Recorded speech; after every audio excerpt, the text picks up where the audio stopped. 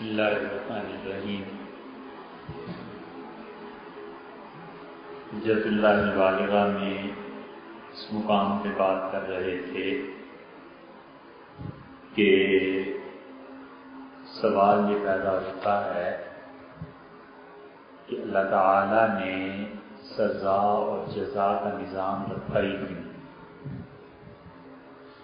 انسان اگر بنیادی طور پر آزاد ہوتا اور یہ ساری چیزیں ہوتی ہی نہ تو پھر انسان کے لیے کوئی مشکلات ہی پیش نہ آتی۔ اول تو اللہ انہیں پیدا ہی نہ کرتا، اس بات کی کیا ضرورت تھی؟ پھر خدا نے پیدا کر دیا تو اس پہ اتنی پابندیاں لگا دیں کہ مذہب انسان کو جکڑ لیتا ہے، اور پھر یہ پابندیاں اگر لگا بھی دی تھیں تو زمانے کے ساتھ ساتھ ان پابندیوں میں ریلیکسیشن ملنی چاہیے تھی کہ کسی زمانے میں کچھ اور ہو، کسی زمانے میں کچھ اور ہو۔ یہ متعدد سوالات انسان کے ذہن میں ابھرتے بھی ہیں، اور حضرت شاہ صاحب رحمۃ اللہ علیہ نے اس مقام پہ اس سے بڑی اچھی بحث کی ہے، اور شاہ صاحب رحمۃ اللہ علیہ نے ایک چیز کا تجزیہ کیا ہے، اور تجزیے میں یہ ہے کہ انسان کو اپنے اعمال کی جزا اور سزا ملنی چاہیے۔ جہاں تک پہلی بات ہے کہ اللہ نے پیدا ہی کیوں کیا، تو اس کے متعدد جوابات اہل علم نے دیے ہیں۔ وہ کہتے ہیں کہ اللہ تعالیٰ نے پیدا کیا، سب سے بڑی بات تو یہ ہے کہ وہ مالک ہے، جو چاہے سو کرے۔ جن چیزوں سے اس نے انسان کو بنایا وہ چیزیں اللہ کی ملکیت ہیں۔ ایک آدمی اپنے گھر پر غور کرے، مثلا ایک سبزی ہے اور آلو ہیں اور کسی خاتون نے خریدے ہیں، تو اب کسی کو اعتراض کا حق نہیں ہے کہ اس سے یہ کہے کہ آلو گوشت کیوں پکایا یا آلو کی بھجیا کیوں پکا دی، اس لیے کہ اپنے گھر کی مالکہ ہے، پیسے اس نے اپنے شوہر کے یا اپنے خرچ کیے ہیں، تو اس کو تصرف کا حق حاصل ہے۔ ملکیت تصرف کا حق انسان کو دیتی ہے، اور شریعت اس تصرف پہ پابندی لگاتا بھی ہے اور نہیں بھی لگاتا۔ مثلا کسی آدمی نے کوئی چیز خرید لی یا وقف کر دی، تو اب اس کو اختیار حاصل ہو گیا کہ وہ اس چیز میں تصرف کر سکے، اس چیز کو کاٹ سکے، بنا سکے، سنوار سکے، بگاڑ سکے۔ شریعت پابندیاں لگاتی ہے، وہ ایک الگ مسئلہ ہے، لیکن جس نے پیسہ خرچ کیا ہے، پیسہ خرچ کرنے کی وجہ سے اسے حق خود بخود منتقل ہو گیا۔ مثلا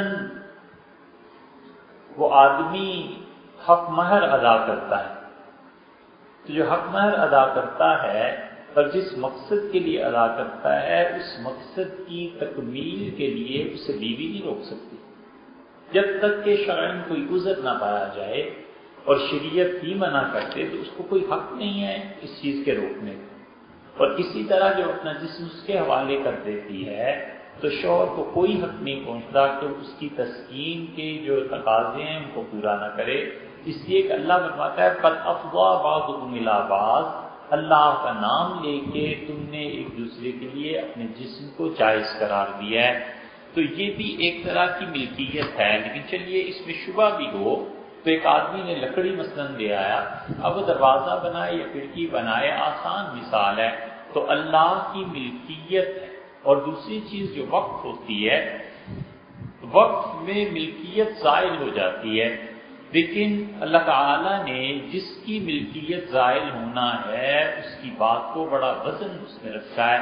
ایک آدمی نے کہا کہ میری یہ 10 کنال زمین ہے اور میں اسے اللہ کے نام پہ وقف کرتا ہوں، اب جو عبارتیں وہ لکھے گا، فقہا نے لکھا ہے کہ اگر وہ شریعت کے کسی اصول سے نہیں ٹکراتی تو اس کا لکھا ہوا اور قرآن کی آیت دونوں برابر۔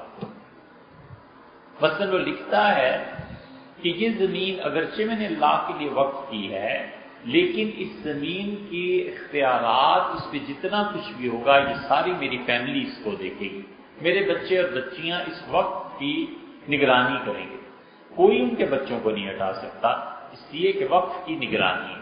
حضور اکرم صلی اللہ علیہ وسلم کے زمانے میں وقف قائم ہوتے تھے کہ اصل چیز کو اللہ کے لیے دے دیا جائے، منافع اس سے نہ اٹھائے جائیں، لیکن اپنی اس پہ جو تصرف کا حق ہے وہ باقی رکھا جائے۔ تو جو تصرفات شریعت سے کہتی ہے وہ ٹھیک۔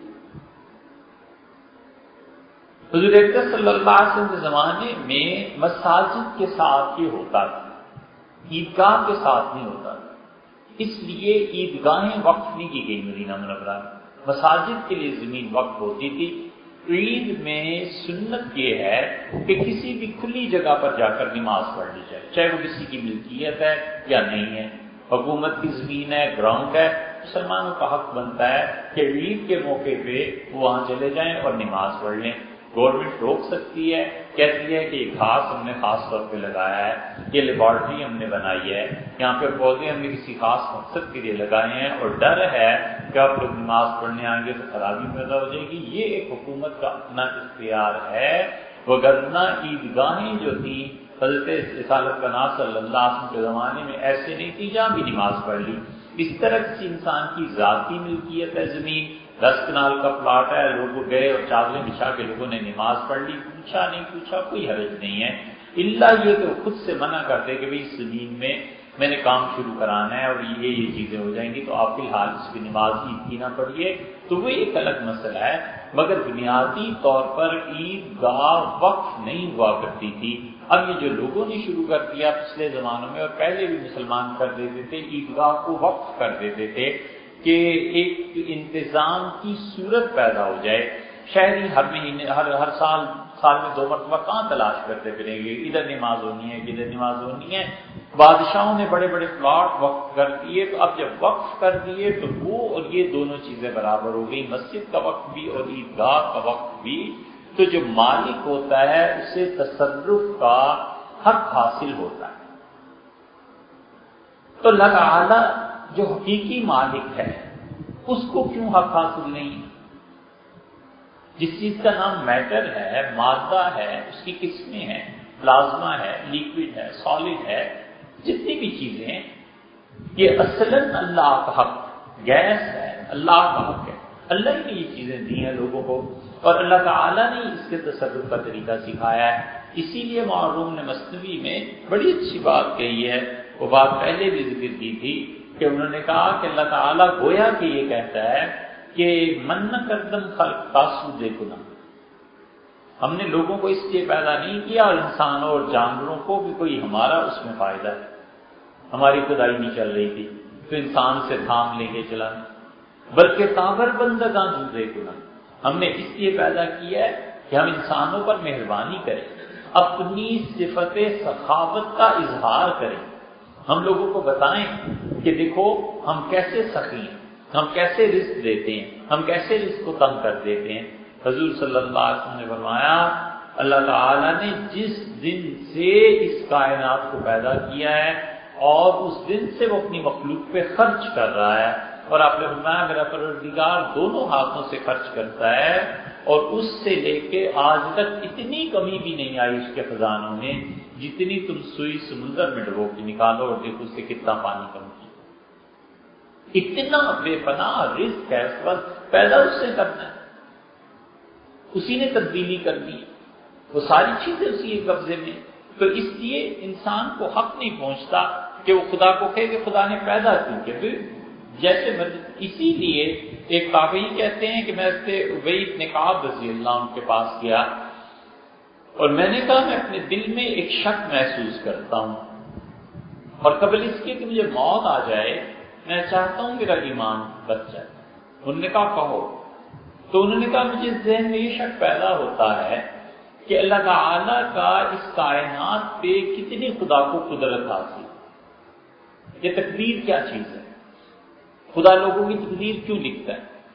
تو انہوں نے کہا میرے بیٹے میں تمہیں بتاؤں، حضور صلی اللہ علیہ وسلم کے زمانے میں بھی ایسی چیزیں پیش آتی تھیں اور تم پورے یقین سے یہ بات جان لو کہ اس پوری کائنات کے بسنے والوں سمیت اللہ اگر سب کو جہنم میں پھینک دے تو کسی کا حق نہیں بنتا کہ اللہ سے پوچھے کہ اللہ تو نے یہ کیا کیا، اور سب کو جنت میں لے جائے تو کسی کو اعتراض کا موقع نہیں ہے کہ وہ آدمی یہ کہے کہ اللہ یہ تو اتنے گناہ گار لوگ تھے، یہ جنت میں کیوں چلے گئے۔ پروردگار کے پاس کلی اختیار ہے۔ ان کے کہنے کا مقصد یہ تھا، وہ کہتے ہیں میں 16 صحابہ کرام رضی اللہ عنہ کے پاس گیا، جن میں عمر رضی اللہ عنہ تھے، ابن مسعود رضی اللہ عنہ تھے، اور میں نے کہا کیا یہ عقیدہ درست ہے؟ انہوں نے کہا بالکل اسی عقیدے کو ہم نے حضور صلی اللہ علیہ وسلم سے سیکھا ہے اور اسی پہ ہم مرنا چاہتے ہیں کہ اللہ کو کلی اختیارات حاصل ہے، کوئی شخص ایسا نہیں ہے جو خدا کے فیصلے پر بحث کر سکے۔ اسی لیے حضور صلی اللہ علیہ وسلم دعاؤں میں آتا ہے نا کہ پروردگار ولا ينفع ذا الجد، اللہ کسی بڑے کی بڑائی تیرے سامنے کوئی کام نہیں دیتی، اور ایک جگہ ولا راد لفضل، اور اللہ تو جب فضل فرمانا چاہے قرآن میں ہے کوئی تیرے فضل کو روکنے والا نہیں ہے، تو اس لیے وہ جیسے چاہے پیدا کر۔ دوسری بات، اللہ نے پیدا کیوں کر دیا؟ نہ پیدا کرتا۔ اللہ تعالی نے چاہا کہ وہ اپنی صفات کا اظہار کرے، اللہ نے صفت مغفرت کا اظہار کرنا تھا، اس لیے انسان کے لیے یہ ہو گیا کہ وہ گناہ کرے گا اور اللہ کی صفت مغفرت سامنے آئی۔ بڑی نازک بات ہے، یہ ریکارڈ ہو جاتی ہیں چیزیں، اسے سننا چاہیے بڑے احتیاط سے، اور اگر کوئی اس بحث کو گناہ کا جواز بنا لے تو وہ جانے اس کا پروردگار کا ہے۔ بڑی نازک بات ہے۔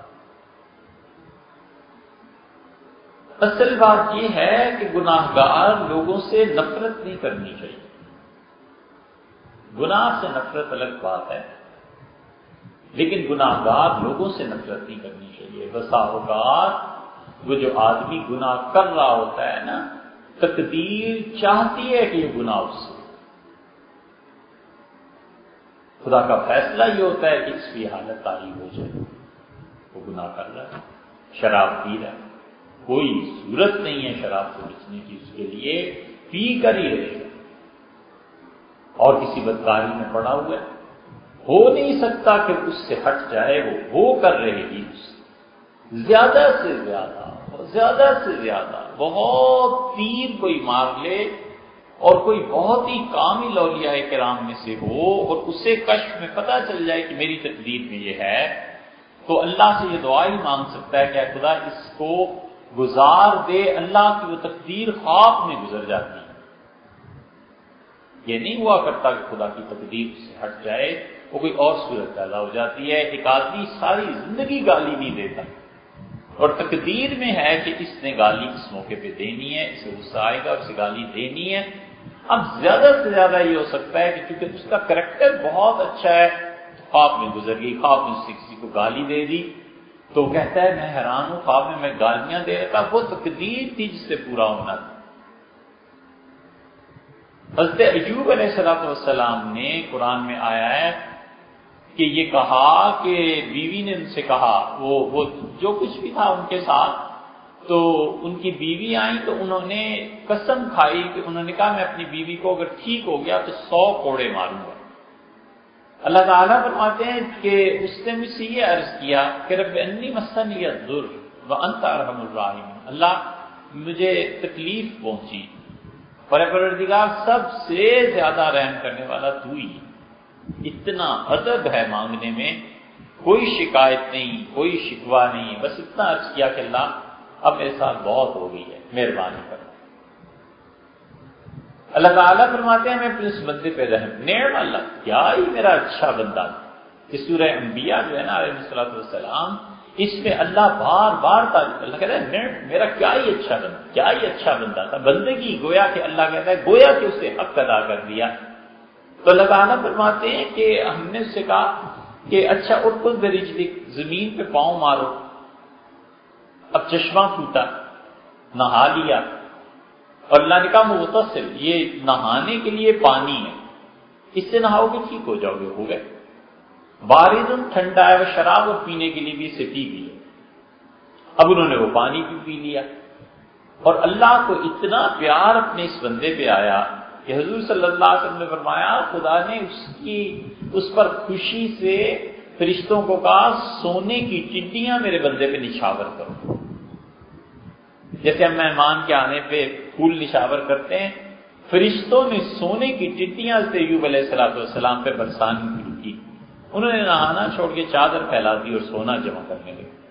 اللہ تعالیٰ نے وہی کی اور اللہ نے کہا ایوب اتنا کچھ تمہیں دے دیا ہے، علمغ نے اتنا کچھ دے دیا کہ تمہیں تو کوئی ضرورت ہی نہیں رہی باقی، پھر بھی جمع کرتے ہو. تو جواب دیکھو کیا ہوا. عرض کیا کہ وَلَٰكِن لَّا غَنَىٰ بِي عَن بَرَكَتِكَ، اللہ تیری برکتوں سے کون بے نیاز ہو سکتا ہے، پروردگار تیری رحمت سے کہاں جی بھرتا ہے کسی. تو ایوب علیہ السلام کی بیوی کا مسئلہ رہ گیا. اللہ تعالیٰ نے فرمایا کہ ایک کسی جگہ جاؤ، درخت لو، درخت کو شاخ اتارو اور اس کی فردر آگے 100 برانچز یعنی 100 چھوٹی چھوٹی شاخیں اس کی ہوں، اور بیوی کو ایک مرتبہ مار دو، فضلک بہی ولا تحنث، اس کو ایک مرتبہ مار دو، تمہاری قسم نہیں ٹوٹے گی. کیونکہ اللہ کے لیے قسم اٹھا لینا یہ بہت بڑی بات ہے، اور یہ حضرات اپنی قسم کی بڑی حفاظت کیا کرتے تھے. یہ حضرت عائشہ رضی اللہ عنہا ہیں، نبوت تو بہت بڑی بات ہے صحابیت سے. انہوں نے ایک مرتبہ قسم کھا لی تھی عبداللہ بن زبیر رضی اللہ عنہ کے متعلق. حضرت معاویہ رضی اللہ عنہ نے دیگیں بھجوائی تھی سکوں کی، تو دیگیں فجر کے بعد عرض کیا گیا کہ دیگیں آئیں، پوچھنے لگی کیا ہے اس میں، تو انہوں نے کہا حضرت نے بھجوائی ہیں، آپ کے لیے تحفہ ہے، حکمران وقت ہے امیر معاویہ رضی اللہ عنہ. تو فرمانے لگی جا کے اعلان کرو، لوگوں سے کہو جس کو پیسہ چاہیے وہ ہمارے یہاں آ جائے. لوگ آنا شروع ہو گئے، لائن لگ گئی، اور انہوں نے دیگ کم کھولا اور اس میں بڑا تھال ڈال کے وہ ڈالتی تھی، جتنے سکے بھر گئے، جتنا سونا بھر گیا دیتی جاتی.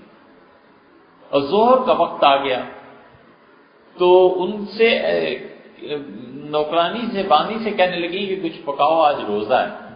تو اس سے کہا گوشت پکا لے، فرمایا گوشت پکا لو.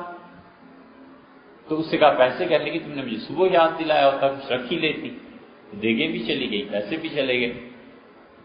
تو وہ حضرت عبداللہ ابن زبیر رضی اللہ عنہ بڑی محبت تھی، بھانجے تھے، گھر میں رہتے تھے، خالہ تھی. انہوں نے کہا کہ خالہ آئندہ اگر پیسے آئے نا تو میں آپ کو نہیں خرچ کرنے، آپ کچھ تو خیال کریں اپنے گھر کا. عائشہ رضی اللہ عنہ نے کہا اچھا تم اللہ کی راہ میں خرچ کرنے سے روکتے ہو، اللہ کی قسم میں تم سے بات نہیں کروں گی، نکلو یہاں سے. مختصر قصہ یہ کہ عبداللہ ابن زبیر رضی اللہ عنہ کو مدینہ منورہ کے بڑے بڑے صحابہ کرام رضی اللہ عنہ کے پاس جانا پڑا، اور روتے تھے کہ خالہ کسی طرح راضی ہو جائے اور دروازہ نہیں کھولتی. حتیٰ کہ ایک دن یہ سارے بڑے بڑے حضرات آئے اور دروازہ انہوں نے کس طرح کھلوایا، انہوں نے کہا اندر آنا چاہتے ہیں. تو اس کے عائشہ رضی اللہ عنہ نے کہا آ جاؤ، کیونکہ اندر قبر شریف بھی تھی تو لوگ آتے تھے حضور صلی اللہ علیہ وسلم قبر مبارک پہ. تو انہوں نے کہا کہ ہم سارے ہی آ جائیں. تو بھی بڑے دانا تھے، کیونکہ وہ جانتے تھے کہ اگر ام المومنین رضی اللہ عنہ کو ناگوار گزرا تو پھر کیا ہوگا، کیونکہ عبداللہ ساتھ ہے. تو فرمایا سارے ہی آ جاؤ. تو عبداللہ رونے لگے، پکڑ لیے پاؤں اور کہا خالہ معاف کریں. تو اس کے عائشہ رضی اللہ عنہ رونے لگی اور کہنے لگی میں اللہ کی قسم کھا چکی ہوں، اور اللہ کی قسم بہت بڑی چیز ہے، میں اپنی قسم کو نہیں توڑوں.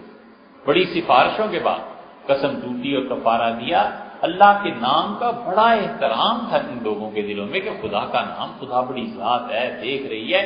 تو اس چیز سے ایوب علیہ السلام نے وہ شاخ ماری اور ان کی قسم پوری ہوگی. اللہ نے کہا یہ چیز ہے، جو یہی وہ چیز ہے کہ ولایت کے درجے میں یا کسی بھی درجے میں کسی انسان سے جو گناہ ہوتا ہے، خدا کبھی کبھی اپنی تقدیر کو خواب میں پورا کر دیتا ہے. معاذ اللہ، استغفر اللہ، اسے بدکاری سے گزرنا تھا، وہ اسی چیز کو خواب میں دیکھتا ہے، غسل واجب ہو گیا، اٹھ کے نہا لیتا ہے، اسے نہیں سمجھ آتی یہ کیا ہو گیا ہے. ہوتا یہ ہے کہ اس کی تقدیر میں یہ تھا اور اس نے اپنے آپ کو بچا کر رکھا ہوا تھا اس برے کام سے، خدا نے اس کی حفاظت فرما دی. تو یہ تقدیر کے گناہ ہے نا، ان سے بچنا کوئی آسان کام نہیں ہے. تو اس لیے آدمی کبھی سوچے تو دو باتیں سوچنی چاہیے. ایک تو یہ کہ ممکن ہے اس کی تقدیر میں یہی لکھا ہو، کیسے بچے. بخاری شریف میں کئی جگہ یہ حدیث کی روایات میں آیا ہے. حضرت موسیٰ علیہ السلام پہ بہت شرم تھی، بہت حیا تھی.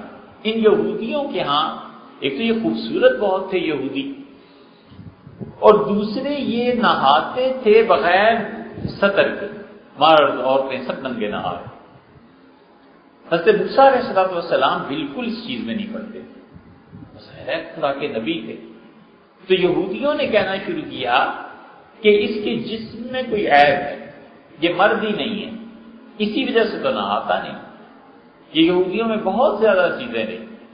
حضور اکرم صلی اللہ علیہ وسلم جب صحابہ کرام رضی اللہ عنہ کو کہا کہ بیٹھ کے پیشاب کرنا چاہیے، اور دیکھو قبر کا عذاب جو ہے نا یہ اس کے چھینٹوں کی وجہ سے ہوگا، ان عامت قبر العذاب، قبر کا عذاب عام طور پہ اسی لیے ہوتا ہے کہ لوگ پیشاب کی چھینٹوں سے احتیاط نہیں کرتے۔ صحابہ رضی اللہ عنہ بہت محتاط ہو گئے، بہت محتاط ہو گئے۔ ابو موسیٰ اشعری رضی اللہ عنہ بوتل میں پیشاب کرتے تھے۔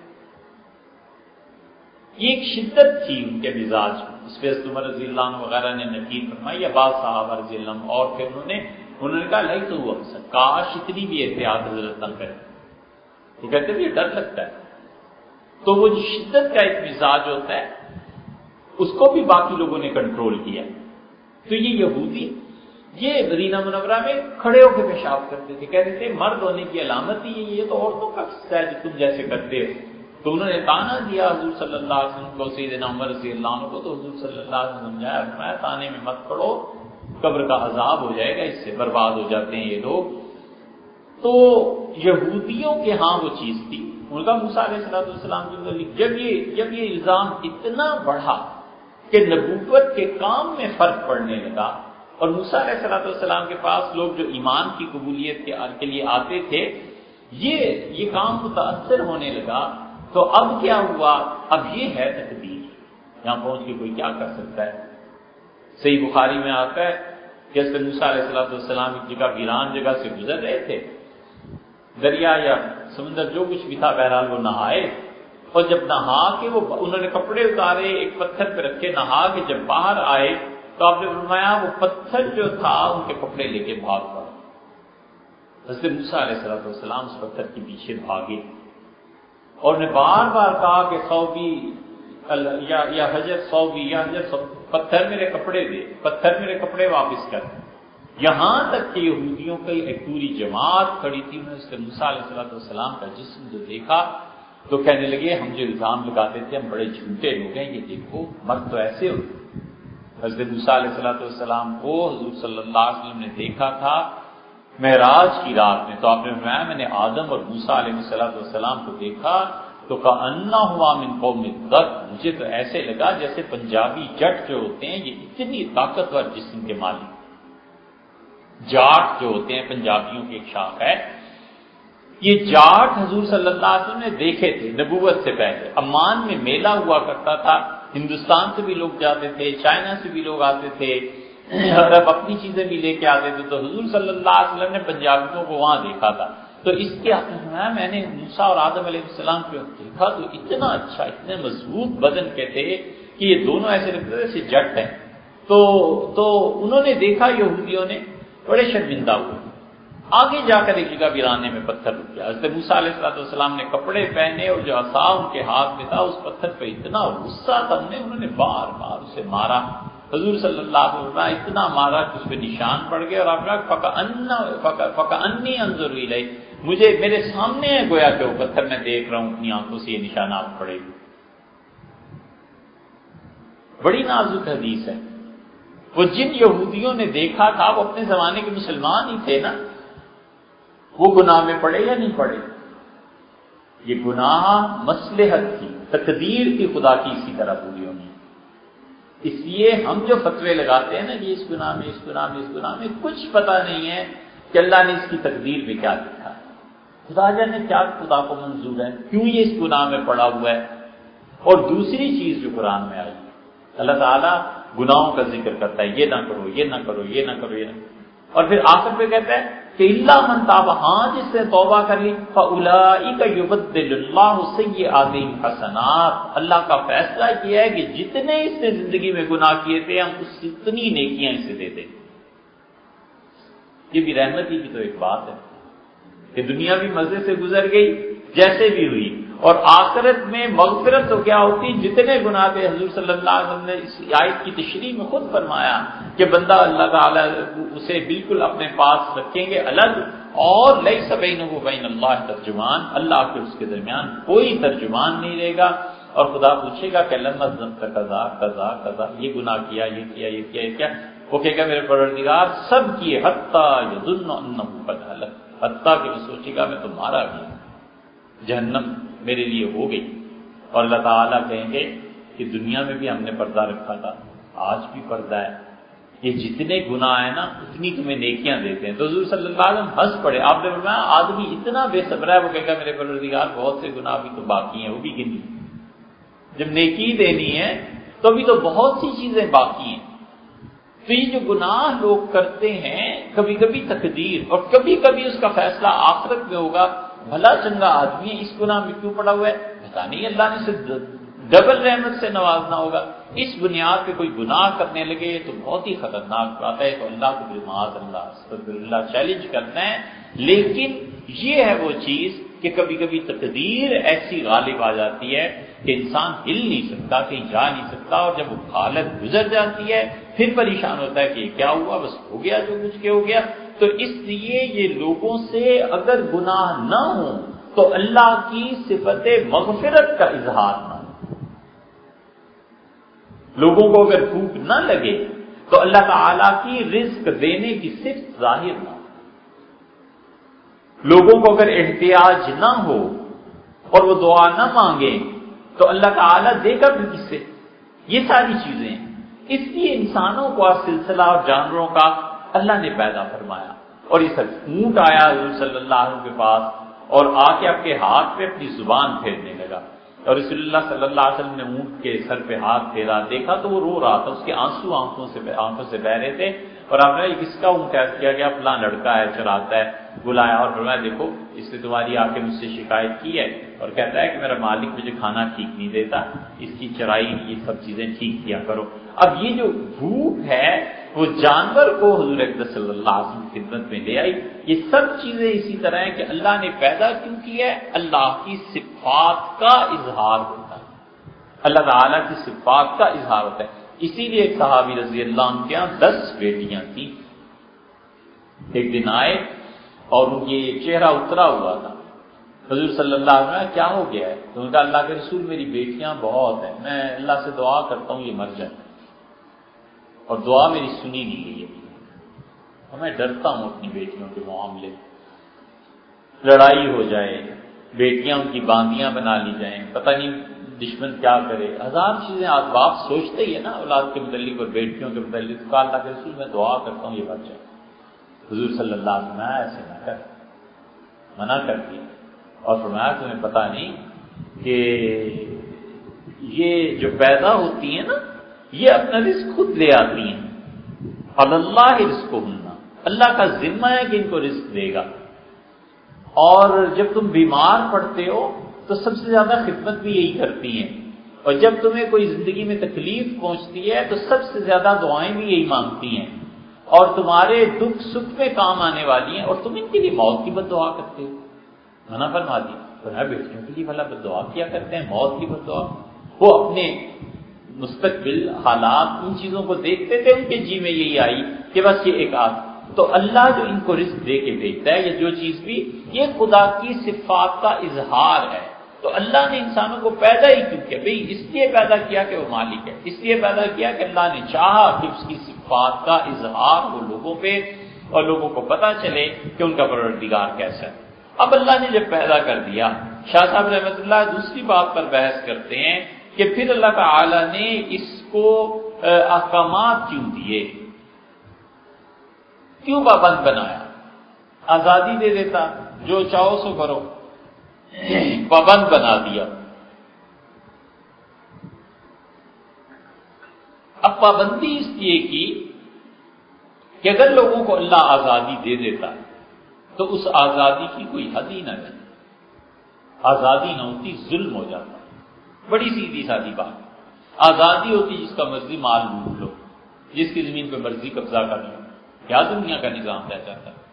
اللہ تعالی نے پابند کیا، اصول اور قوانین، یہ چیزیں خدا نے لگا دی کہ یہ کام کرنا ہے اور یہ کام نہیں کرنا۔ انسان کو آزادی مل جاتی تو آزادی کا نتیجہ یہ نکلتا کہ وہ اپنی عقل کی بنیاد پر اس کائنات کو سلجھانے لگتا۔ خالص عقل شریعت ثابت نہیں کر سکتی، باقی چیزیں دور کی بات ہے، خالص عقل سے انسان قرآن پاک کو نہیں سمجھ سکتا۔ اللہ تعالیٰ نے فرمایا ہے قرآن کریم میں، جتنے لوگ حدیث کا انکار کرتے ہیں نا، ان سے کسی دن جا کے پوچھو، اور جی حدیث نہیں، ہمیں بس قرآن چاہیے، قرآن کہتے ہیں اچھا بھائی یہ نماز میں 2 سجدے کیوں ہیں؟ اللہ نے تو فرمایا تھا کہ ایمان والوں نماز پڑھو، رکوع کرو اور سجدہ کرو۔ یہ رکوع کرو تو ہو گیا 1 رکوع، تو سجدے 2 کیوں ہوئے؟ وہ 1 کیوں نہیں ہو گیا؟ وہ تو 1 ہی کرنا چاہیے تھا، یا پھر رکوع بھی 2 کر لیتے، یا سجدہ 1 کر لیتے، کچھ تو کرتے۔ کوئی جواب نہیں کسی کے پاس۔ اللہ نے کہا رکوع کرو اور سجدہ کرو، کوئی جواب نہیں سوائے اس کے کہ اس آیت کریمہ پر عمل کے لیے حضور اقدس صلی اللہ علیہ وسلم کو دیکھنا پڑے گا کہ انہوں نے اس آیت پہ عمل کیا کیا، اور انہوں نے یہ عمل کیا کہ 1 رکوع کیا تھا اور 2 سجدے کیے۔ کہاں سمجھ میں آ سکتی ہے اللہ کی کتاب؟ کوئی بتائے نا، مطلب 2 سجدے کیوں رکھے؟ 1 ہی سجدہ رکھ لیتے یا 2 رکوع کر دیتے؟ کوئی صورت نہیں اس کی بنتی۔ اس لیے اللہ تعالی نے یہ احکامات کا پابند کیا تاکہ لوگوں کی زندگی وحی پر مرتب ہو، نہ کہ عقل پہ۔ اگر محض عقل پہ وحی نہ ہوتی اور عقل پہ مرتب ہوتی تو دنیا میں کوئی نظام چل ہی نہیں سکتا۔ ایسے ایسے پیچیدہ سوالات بھی ہیں انسانی عقل اس کا جواب نہیں دے سکتی۔ ہندوؤں کی کتابیں آپ پڑھیں، کسی پنڈت کو سنیں، وہ کہتا ہے جو تم نے نظام بنا رکھا ہے پاکی ناپاکی کا، پاکی تو ہوتی ہی نہیں۔ کہتے ہیں وضو اور غسل کیا چیز؟ کچھ بھی نہیں۔ اس لیے تمہارے یہاں تصور ہے کہ کچھ چیزوں کے بعد غسل کرنا پڑتا ہے، یہ بالکل باطل تصور ہے۔ عبادت کے لیے وضو کر کے جاؤ، کیوں وضو کر کے جاؤ؟ کیا ہے؟ کچھ بھی۔ اور وہ کہتے ہیں تم عقل سے سمجھاؤ کہ گندگی ہے، اس کو پاک کرنے کے لیے، کسی جگہ کو دھونے کے لیے پانی کا استعمال کیا تو پہلا پانی کا قطرہ جو آ کے اس گندگی سے ملا وہ قطرہ ناپاک ہو گیا، پھر دوسرا قطرہ جب پہلے سے ملا وہ ناپاک ہو گیا، تیسرا دوسرے سے مل کے ناپاک ہو گیا، چوتھا تیسرے سے مل کے، پانچواں چوتھے سے مل کے۔ وہ کہتے ہیں مسلسل یہ ناپاک ہوتا رہے گا، یہ سارا پانی اس سے مل رہا ہے نا، ناپاک ہوتا رہا۔ اب تم نے چھوڑ دیا، تھوڑی دیر بعد جب تم نے دوبارہ شروع کیا تو اس جگہ تو ناپاک ہی تھی نا، جو تو پاکیزگی ہوئی ہی نہیں۔ اب وہی پھر پہلا قطرہ اور دوسرا قطرہ، وہ کہتے ہیں کیسے پاک ہو سکتا ہے؟ انسان پاک ہی نہیں ہوتا، یا یہ کہو کہ ناپاکی نہیں ہوتا، دونوں میں سے ایک شک اختیار کرو۔ اب اس کا دے دے کوئی جواب اس کے پاس ہو۔ اس پہ پہنچ کے فقہا کہتے ہیں کہ یہاں پہنچ کے یہ عقل سے بالا بات ہے، یہاں پہنچ کے سوائے اس کے کچھ نہیں کہا جائے گا کہ اللہ نے پاکی کا طریقہ یوز کیا، اللہ نے کہا اس سے پاک ہو جائے گا، کیونکہ پاک اور ناپاک ہوتا ہے انسان اللہ ہی کے لیے ہوتا ہے نا۔ کسی انسان کو کیا پتا ہے کہ وضو سے ہے یا نہیں؟ کسی انسان کو کیا پتا ہے کہ یہ پاک ہے یا ناپاک ہے؟ کیا پتا؟ کچھ بھی نہیں پتا چلتا۔ یہ تو اللہ ہے جس کے لیے لوگ پاک ہوتے ہیں یا ناپاک ہوتے ہیں، اور پروردگار عالم نے یہی طریقہ رکھا ہے، پانی سے یا مٹی سے پاک ہو جاتا ہے۔ تو اس کی عقل انسانی انسان کی زندگی کا نظم و ضبط نہیں پیدا کر سکتی تھی، اس لیے شریعت کہتی ہے کہ یہ وہ چیز ہے جو تمہارے لیے قوانین ہے، تو آزادی مطلقاً دے دیتے رشتوں کا تقدس ختم ہو جاتا، مطلقاً اللہ آزادی دے دیتا، حلال اور حرام کی تمیز اٹھ جاتی۔ اللہ نے اسی لیے اس کو بدلا ہے، اور خدا مسلسل بدلتا رہا ہے کہ کیا کرنا ہے اور کیا نہیں کرنا۔ مثلا آپ بنی اسرائیل میں دیکھیں، بنی اسرائیل میں اللہ نے منع کر دیا تھا کہ ماموں، چچا، تایا اور پھوپھی، یہ چاروں رشتے بیٹے بیٹیاں سب حرام ہیں، کوئی نکاح نہیں ہو سکتا۔ اللہ کو معلوم تھا کہ یہ آخری شریعت ہے، اس لیے قیامت تک چلنا ہے۔ اللہ نے ان سب رشتوں کی اجازت دے دی کہ ماموزاد بہن یا بھائی اس سے بھی نکاح ہو سکتا ہے، پھوپھیزاد وغیرہ وغیرہ، ان سب سے نکاح کی اللہ نے اجازت دی۔ اگر پچھلے دور میں یہی مسلمان فرض کر لے آج کا ہوتا، یہ کام کرتا تو ثواب تھا، تو گناہ تھا، آج کرے تو ثواب۔ وقت کے ساتھ ساتھ چیزیں تبدیل ہو گئی. بہت سی شریعت کی چیزیں ایسی ہیں جس کی روح کے پتہ نہ ہونے کی وجہ سے انسان اعمال میں کوتاہی کرتا ہے. فجر کی نماز ہے، کیوں حضور صلی اللہ علیہ وسلم نے اسے طویل پڑھایا؟ وجہ کیا ہے؟ اتنی طویل نماز یا تو ظہر پھر پڑھائی ہے اور یا پھر فجر.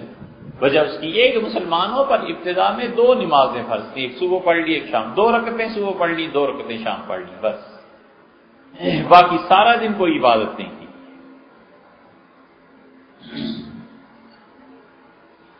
یہ تو معراج میں پہنچے ہیں، پھر 50 نمازیں، پھر آہستہ آہستہ 5 ہو گئی. 5 نمازیں جو ہوئی ہیں تو وہ بھی 2 رکعتیں، ظہر فجر ظہر عصر مغرب عشاء، سب مغرب 3 اور باقی سب 2 تھی. پھر اس کے بعد رسول اللہ صلی اللہ علیہ وسلم کا حکم آیا کہ اچھا آپ ایسے کیجئے کہ نمازوں کو ڈبل کر لیں. مغرب 3 ہی تھی، 6 تو ہوئی نہیں، اور فجر رسول اللہ صلی اللہ علیہ وسلم نے 2 رہنے دی تھی، اور ظہر عصر اور عشاء اس کو ڈبل کر دیا. تو اللہ تعالیٰ نے حکم دیا کہ وہ جو پہلے آپ 2 رکعتیں پڑھتے ہیں نا ظہر عصر اور عشاء کی، اس کو سفر کی نماز بنا لیں، اور جب گھر میں ہو تو آئندہ سے یہ تینوں نمازیں ڈبل کر کے پڑھنی ہے. فجر کو کیوں نہیں ڈبل کیا؟ وہ بھی 4 کر دیتے. یہ یہاں پہنچ کے پتا چلتا ہے حضور صلی اللہ علیہ وسلم فجر جو طویل پڑھاتے تھے، لمبی لمبی صورتیں پڑھتے تھے، تو جتنی دیر میں 4 رکعتیں پڑھی جا سکتی تھی اتنی دیر میں 2 رکعتیں کرتی، تاکہ کوالٹی نماز کی وہی رہے، طول اس کا وہی رہے، لمبی اتنی رہے، لیکن 4 کی بجائے 2 ہی رکعتیں پڑھ لو، مگر اس میں قرات طویل کرنی ہے. اس لیے فجر کی نماز میں اگر کوئی گھر میں ہوتے ہوئے بھی قرات چھوٹی کرتا ہے تو شریعت کے اس مقصد کو فوت کرتا ہے جو اس کو 2 رہنے دیا گیا تھا. وہ جو مقصد تھا نا وہ مقصد ختم ہو جاتا. اتنی لمبی نمازیں فجر کی پڑھاتے تھے. سیدنا عمر رضی اللہ عنہ نماز پڑھاتے تھے، ان کے متعلق آیا ہے کہ وہ سورہ نحل 3 پاؤ 1 رکعت میں پڑھتے تھے، اور سورہ یوسف 1 رکعت میں پڑھتے تھے. حضرت سعد رضی اللہ عنہ کہتے ہیں میں کوفہ سے آیا اور امیر المومنین رضی اللہ عنہ نماز پڑھا رہے تھے مسجد نبوی میں، اور انہوں نے سورہ یوسف پڑھی، اور جب اس آیت پہ پہنچے کہ انما اشکو بثی وحزنی الی اللہ، میرے اندر جو دکھ اور غم آ گیا ہے میں اس کی فریاد اور اس کے ازالے کی شکایت بس اللہ ہی سے کرتا ہوں. تو وہ اتنی شدت سے روئے کہ ان کی ہچکیوں کی آواز مجھے آخری صف میں سنائی. اتنی لمبی نمازیں پڑھی کیونکہ وہ مقصد جانتے تھے کہ جو 4 نہیں کی گئی نا، تو اس کا مقصد یہ ہے کہ 2 جو ہیں وہ اتنی اچھی طرح پڑھو کہ اس میں طویل قرات ہونی چاہیے. حضور صلی اللہ علیہ وسلم فجر کی نماز میں ایسے بھی ہوا ہے کہ اسے چھوٹا پڑھا ہے، مگر موقع محل دیکھ کے. عقبہ ابن عامر رضی اللہ عنہ کہتے ہیں کہ ہم جا رہے تھے اور راستے میں مجھ سے فرمایا، رات کا وقت تھا، سفر تھا، تو راستے میں مجھ سے فرمایا کہ عقبہ تمہیں ایک تحفہ دوں. میں نے کہا اللہ کے رسول ضرور دیں. تو رسول اللہ صلی اللہ علیہ وسلم اچھا عقبہ چلو. آگے گئے، پھر میں نے یاد دلایا، میں نے کہا آپ نے فرمایا تھا ایک تحفہ، آپ نے فرمایا میں تمہیں بتاؤں گا. پھر آگے گئے، پھر یاد دلایا، تو آپ نے کہا اچھا میں دوں گا. پھر فجر کی نماز آپ نے پڑھائی، اور فجر کی نماز میں سفر میں پہلی رکعت میں قل اعوذ برب الفلق پڑھی اور قل اعوذ برب الناس دوسری رکعت میں، چھوٹی چھوٹی رکعت، اور سلام پھیر کے ادھر چہرہ مبارک کیا اور فرمایا کہ عقبہ کیسی رہی یہ 2 رکعتیں؟ میں نے کہا اللہ کے رسول بہت اچھی نہیں. آپ نے تم نے دیکھا جو 2 صورتیں ہم نے پڑھی ہیں؟ اور آپ نے کہا عقبہ یاد رکھو اللہ کی پناہ کے لیے اس دنیا میں کوئی اس سے زیادہ مؤثر چیز نہیں. پناہ مانگنے والے نے اللہ سے کبھی پناہ نہیں مانگی جو ان جملوں سے زیادہ اچھی پناہ. اسی لیے یہ جو آیا ہے نا کہ 4 کو صبح پڑھنے چاہیے، 3 مرتبہ شام کو پڑھنے چاہیے، 6 بار ہو گئے. ہر نماز کے بعد 1 مرتبہ پڑھنے چاہیے، تو 1 بار پڑھے گا تو 11 بار ہو گئے. رات سونے سے پہلے پھر تینوں کل جو ہیں وہ 3 مرتبہ پڑھنے چاہیے. تو یہ 11 اور 9 20 مرتبہ جو دن کو پڑھنا ہے وہ اسی لیے کہ جتنے شیطانی اثرات ہیں، نظر ہے، 1000 چیزیں، حضور صلی اللہ علیہ وسلم کسی پناہ مانگنے والے نے اللہ سے اس سے بہتر جملوں میں پناہ نہیں مانگی. یہ اسی طرح ایک دن سفر میں تھے، پہلی رکعت میں اذا زلزلت الارض پڑھی، دوسری رکعت میں بھی اذا زلزلت الارض پڑھ کے سلام بھیج دیا، کیونکہ سفر میں جانا تھا، جلدی تھی، سامان کون اتارے، کیا کیا چیزیں جیسے سفر میں ہوتا ہے۔ تو اس لیے شریعت کبھی کبھی کسی چیز کو جو بتاتی ہے اس کے مقاصد پر اگر نظر نہ ہو تو آدمی اپنے اعمال میں کوتاہی کر کے اس مقصد کو ختم کر دیتا ہے جو شریعت نے رکھا تھا۔ تو اس لیے شاہ صاحب رحمۃ اللہ علیہ فرماتے ہیں کہ جو اللہ تعالیٰ نے اس میں تمہیں جزا اور سزا دی ہے، اس لیے کہ جزا اور سزا کے تصورات الگ ہیں۔ پچھلی امتوں میں جو نکاح جائز تھے اس میں جائز نہیں رہے، یہاں جائز ہیں وہاں جائز نہیں رہے، یہ اللہ تعالیٰ کا ایک نظام ہے جو اس سے بدلا ہے۔ اسی طرح خود اسلام میں یہ ہوا ہے۔ حضرت عبداللہ ابن عمر رضی اللہ عنہ کہتے ہیں کہ حضور صلی اللہ علیہ وسلم نے ہمیں سکھایا تھا کہ اگر غسل واجب ہو جائے تو 7 مرتبہ نہانا ہے، 7 مرتبہ آدمی اپنے جسم کو پانی بہائے۔ یہ ایک اچھی خاصی مشقت کی بات ہے، یہ تو اگر گزرتے ہیں ہم لوگ اس سے تو پھر پتہ چلتا، اور پھر آپ بار بار دعا مانگتے رہے کہ اللہ پاکی کو اس سے کم کر دے، اس سے کم کر دے، اس سے کم، حتیٰ کہ دین پہ آپ کی بات ٹھہر گئی، پھر عرض کرتے رہے کہ اللہ اس کو ایک کر دے، تو اللہ تعالیٰ نے اچھا بھائی ایک بار بھی جو پانی بہا لے گا ہم نے اسے پاک کر دیا۔ اب یہ پاکی اور ناپاکی اللہ کا اپنا فیصلہ ہے کہ کس سے آدمی پاک ہوتا ہے اور کس سے ناپاک ہوتا ہے، وہ نہ کرتے یہ فیصلہ۔ تو اس لیے دنیا میں یہ جو دوسری چیز ہے، ایک تو یہ کہ انسان کو پیدا کیوں کیا، پیدا کیا تو اس پہ قوانین کی پابندی کی ہوئی، اور قوانین کی پابندی جو ہیں یہ شرعی جزا اور سزا، اس پہ جو ثواب اور عذاب مرتب ہوتا ہے اس کا کیا مقام ہے، یہ انشاءاللہ اللہ